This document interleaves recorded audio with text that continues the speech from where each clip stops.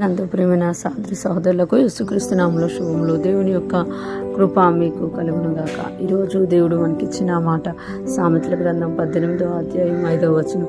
తీర్పు తీర్చుటలో భక్తిహీనుల ఎడల పక్షపాతం చూపుటయు నీతిమంతులకు న్యాయము తప్పించుటయు క్రమం కాదు.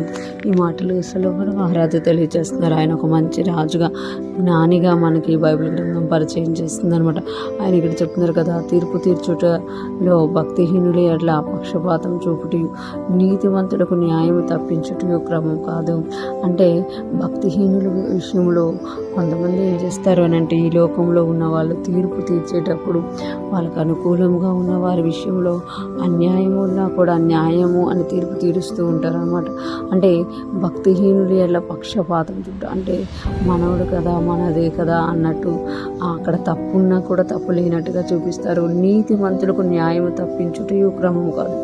నీతిమంతులైన వారిని ఏం చేస్తూ ఉంటారంటే ఆ పాపంలో చిక్కపరుస్తూ ఉంటారన్నమాట. అంటే ప్రతిదీ దేవుడు చూస్తున్నాడు అన్న భయం లేకుండా భక్తిహీనులు ఎట్లా ఒకలాగా, నీతిమంతులు ఎట్లా ఒకలాగా తీరుస్తూ ఉంటారు.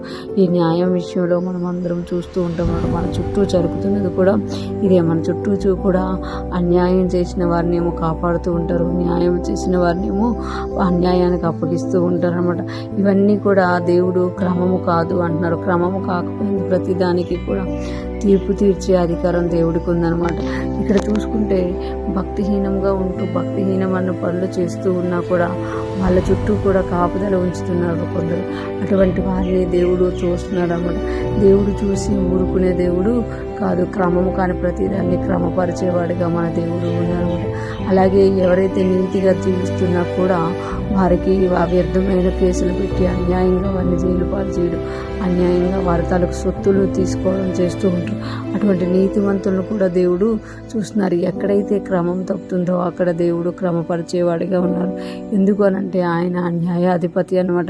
ఆయన న్యాయం తీర్చేవాడు అనమాట. ఆయన న్యాయం తీర్చడం కోసం తన కుమారుడినే బలి చేసిన దేవుడు అనమాట.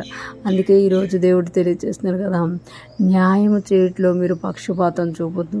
నీతిమంతులకు న్యాయం తప్పించడం నా దృష్టిలో క్రమము కాదు. కనుక మీరు న్యాయముగా ఉండండి, యథార్థమైన న్యాయం కలిగి ఉండండి అని ఇక్కడ దేవుడు తెలియజేస్తున్నారు. ఈరోజు ఫ్రెష్ మన్నా వింటున్న ప్రతి ఒక్కరూ కూడా మన దేవుడు న్యాయవంతుడు అని మొదట మనం గుర్తుంచుకోవాలి. అదే సమయంలో మనము కూడా ఏదైనా చెప్పాల్సి వచ్చినప్పుడు యథార్థంగా న్యాయంగా మాట్లాడే వారంగా మనం ఉండాలి అని దేవుడు కోరుకున్నమాట. ఎవరైతే పక్షపాతం చూపిస్తున్నారో, ఎవరైతే నీతిమంతులకు న్యాయం తప్పిస్తున్నారో వారిని దేవుడు దృష్టిస్తున్నారో అది క్రమం కాదని చెప్పిన దేవుడే దాన్ని క్రమపరిచే సమయంలో దేవుడు ప్రతిదీ జ్ఞాపకం చేసుకునే దేవుడుగా ఉన్నారు. ఈరోజు ఫ్రెష్ మన్నా ఉంటున్న ప్రతి ఒక్కరూ కూడా దేవుని దృష్టిలో యథార్థమైన న్యాయం కలిగిన వారు, ఆయనకి ఇష్టమైన వారిగా జీవించుదుము గాక. దేవుని కృప మనందరికీ తోడయుండి నడిపించును గాక. ఆమేన్.